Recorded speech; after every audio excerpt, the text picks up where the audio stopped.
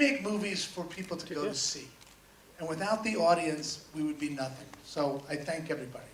And two, I want to thank the exhibition community here for the expansion of cinema, for bringing cinema to communities that have never had it before. That is very exciting.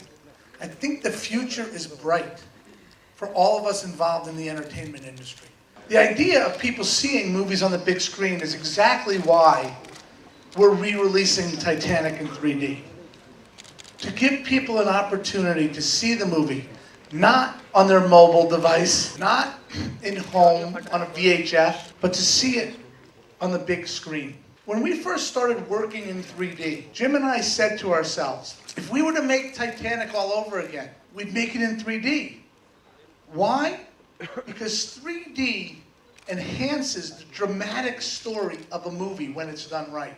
I had a meeting earlier today and I described 3D for us. I said, 3D is about creating a window into a world and not a world coming out of a window. You know, I think there was an initial temptation.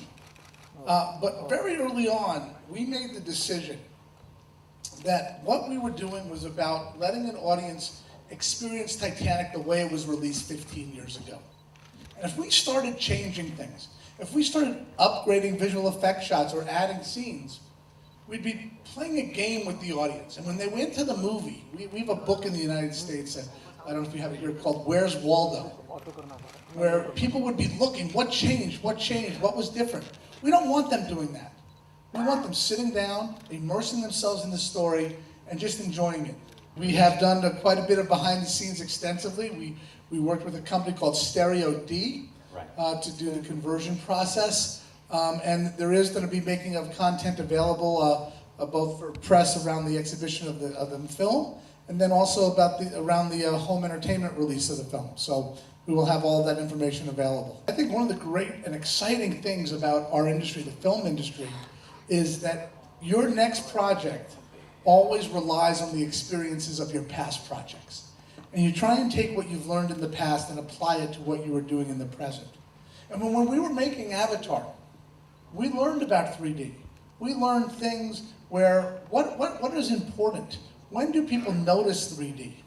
And if people aren't paying attention to 3D because it's a very fast-cutting sequence, then don't put in a lot of 3D. Reduce the 3D. We can control all of the 3D.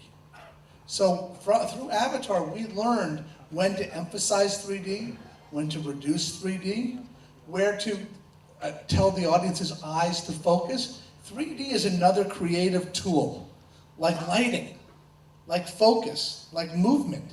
These are all things that draw the audience's attention somewhere.